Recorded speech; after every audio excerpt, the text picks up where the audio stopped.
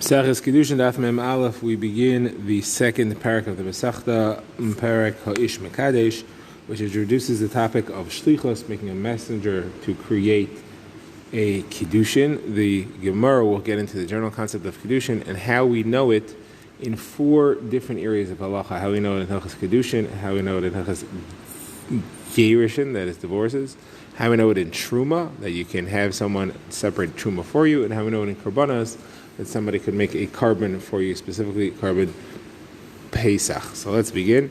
The Mishnah begins by saying that a man can be Mekadesh either himself or he can make a Shliach, he can make a messenger to give a woman Kiddushin for him. And the woman could also accept Kiddushin herself, or she could have a Shliach accept Kiddushin on her behalf. And the Mishnah says a man can actually make a Shliach to accept Kiddushin as well. That is, if he wants to make Mekadesh's daughter when she is a Nara, that is from the age of 12 to 12 and a half, he could do it himself, or he could do it through an agent, through a Shliach. So the Gemara begins by simply asking, why do you have to say him or his Shliach? If he could do it with the Shliach, certainly he could do it himself. You don't need to tell me that. The Gemara answers, you're right. We were trying to say that it is a bigger mitzvah to do it yourself, like we find that Talmid Chachamim would do mitzvahs themselves, especially the Kavod Shabbos. We saw that Rav Safra would wave the head of an animal in a fire so that the hair would be removed. Rava would salt the fish, the shibuta fish, the Kavod Shabbos. So you see, therefore, there's an Indian to do it yourself. Therefore, we say, Bai ubashluchai. The second answer is that it's not just that it is better to do yourself, but it's actually usher to make a shliach. It works, but it's usher. And that's because of something that Rav Yehuda said in Rav, that it's forbidden for a person to be a Mekadesh woman without having seen her. And if he's going to make a shliach, how will he have ever seen her?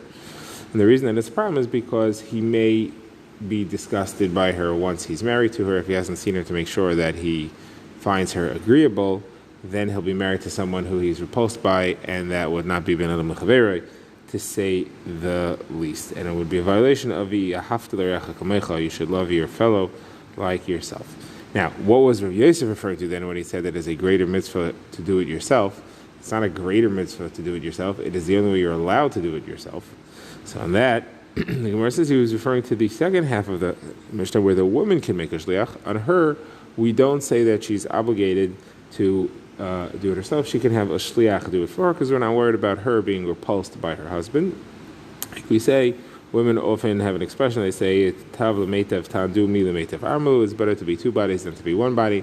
They're more motivated to get married than the men are, and therefore they're unlikely to be in that situation. Now, Rashi obviously points out that if she made a shliach, then her husband didn't see her either, but speaking from the woman's perspective, there's no isser, and therefore that cannot be what is being taught here. It's just saying that it's preferable to do something yourself than to have a shliach do it for you.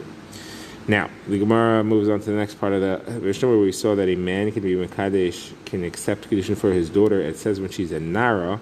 Why when she's a Nara? Father can be Mekadesh for his daughter when she's a Ketana, also when she's under the age of 12. So the Gemara says this is a proof to Rav Yehuda, the name of Rav, or possibly Rabbi Elazar, who says that it's forbidden for a man to be Mekabel Kiddushin for his daughter when she's a Ketana, because she needs to be old enough to have a say in it. It is chal, but it is forbidden. It is not the right thing to do. All right, now we get into the topic of shlichus. How do we know that there's a concept of having somebody do something on your behalf and it works for you? You can make a messenger, you can make an agent to do something, and it takes effect upon you yourself. So the Gemara begins by a source from Gerushin, from having a shliach be a divorce agent to bring the get from the husband to the woman or accept it for the woman. Then we'll discuss Kiddushin, we'll discuss Truma, and we'll discuss Korbanos, and we'll have to see source for each of them and why I can't learn one from the other. So first of all, as far as divorce, the Torah says, Vishilcha mi beisai. It says, V'nasan sefer krisis b'yada. B'chazal sefer krisis v'nasan b'yada, Vishilcha mi beisai, and he should send her from his house. It could have just said V'girsha. Why does it say Vishilcha? So this is for two drushes. The Vishilach part of it is that he can send, that he can make a shliach. The Vishalcha is that she can make a shliach to be a makabel of divorce for herself. Now, it says it twice in order to express that a shliach can actually go and make another shliach. The word Vishilcha appears twice. Now, that's as far as divorces. How do you know for Kiddushin? So the Gemara says, well, maybe I could learn from Gerushin to Kiddushin. The Gemara says you can't because there's a reason why the Gerushin is easier to happen and more likely that a Shliach could be able to accomplish the same thing, and that is because divorce can be accomplished Baal Karcha against the will without the agreement of the woman, and therefore it's more likely that he can make a Shliach to give it to her. Kiddushin can't be Baal Karcha, so maybe he also cannot make a shliach. So the Gemara says, you're right, the source, therefore we need we have to have an actual drasha, a limud, and that's what we have. The Yatza v'haisa appears many times in this Masechta. The Yatza mebeisa v'holcha v'haisa l'sh acher links marriage and divorce. The Yatza is divorce, and v'haisa is marriage, to show that the halachas are comparable. You can learn one from the other through the Stira Shava.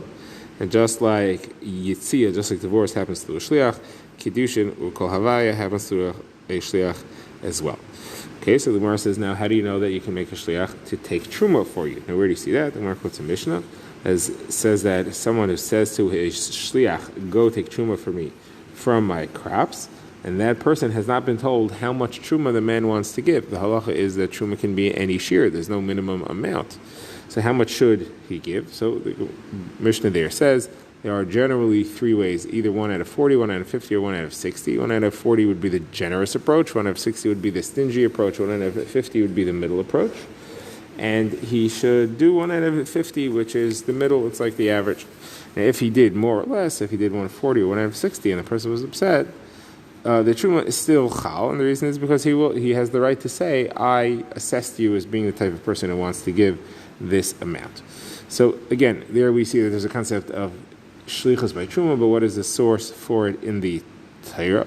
Now you can't learn it from Gerushin and Kiddushin because truma has a kedusha more than Gerushin and Kiddusha has. It's kachim, and a kachim therefore should have more restrictive halachas. How do you know therefore that you can do shlichus for truma? So the Gemara says, because the pasuk has an extra word when it describes you taking your truma, it says gam atem. It could have just said atem. It could have just said kein terimu atem truma seshem. It says kein terimu gam atem. The gam is to include a shliach. Okay, so therefore we have an explicit source by shlichus. Now why then do I need to have gittin and kiddushin? Why do I learn gittin and kiddushin from truma? So the Gemara answers because there is again a special way in which truma is easier to accomplish, and that is because truma can actually be separated just by thought. You don't have to do an action. You could look at your crops and say that part over there, you can mentally think that part over there is going to be truma, and then it's considered to be truma. You could eat everything else. And therefore, it is easier to do and more likely that it can happen through shliach in that way, and I could learn from there to gittin and kiddushin. Okay. Says the Gemara. Now let's talk about karbanos. So we know that a shliach can bring a carbon for others. How do you know that halacha? How do you know there's karbanos? How do you know there's shlichus in karbanos? Where do you see that a shliach can bring a karbanos for others? So the Gemara brings a Mishnah about carbon Pesach. It says that if a group of people get together, they make a chabura and they set aside an animal to be their carbon Pesach, but then it gets lost, so they can tell any one person, go be our shliach and shecht it for us. And then let's say that person goes, he finds the animal and he shechts it, but they in the meantime go buy another animal and they shecht it. So if his shechita happened first, it's chal for all of them, and that is their carbon. And what they did later is puzzle, and they're all part of his, and they eat and drink and have the seder along with him. So again, there you see the concept of shlichus for kachim. What is the source in the Torah for that? Now, maybe you'll say learn from gittin, kiddushin, and truma. So you can't, again, because kachim is a higher level kedusha than all of these and should have more restrictive halachos. So the Gemara is going to have a few different sources according to a few different manda amrim here based on the halachos that we have.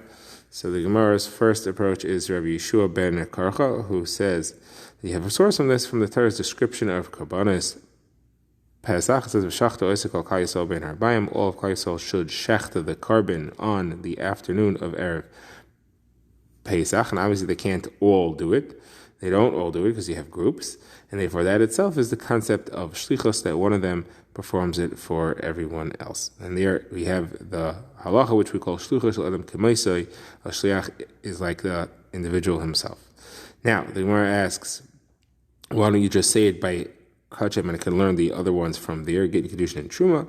So Gemara says no, because kachim is most of its activities are performed by shlichim. All the actions of a carbon are performed by Kehanim. Carbon there are functioning as shluchim, as a machokes, shliach of Hashem, shliach of the Yisrael, but they are shlichim, and therefore carbonas again are more more likely to be accomplished through a shliach and can't learn from there to anywhere else.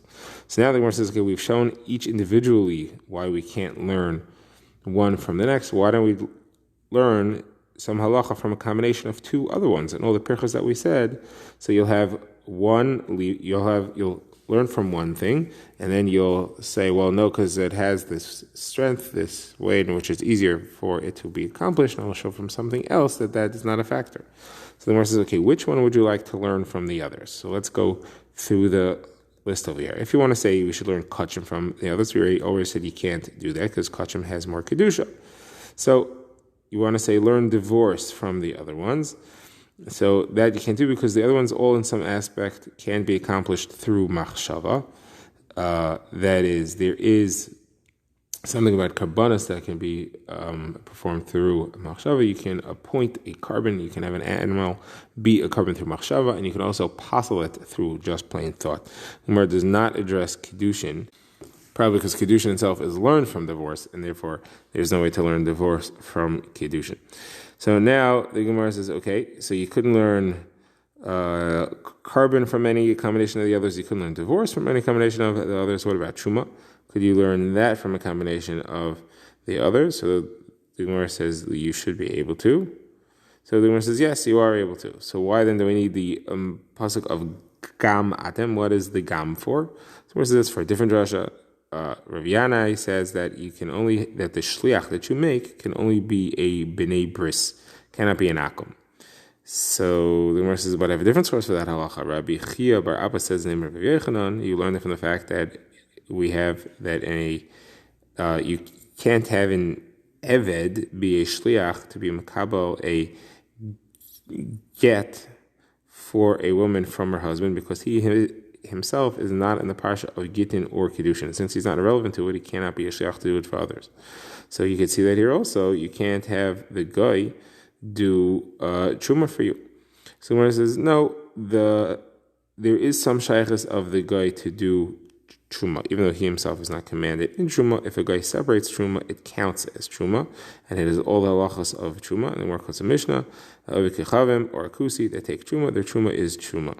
So therefore, you may think that they can make a shliach. They can be made a shliach for Yisrael as well, and therefore you need the pasuk of gamatem to teach me. Otherwise, it's not enough to have a source in Hilchas Gittin and Kiddushin, which is what you brought from Rav Chia bar Abba.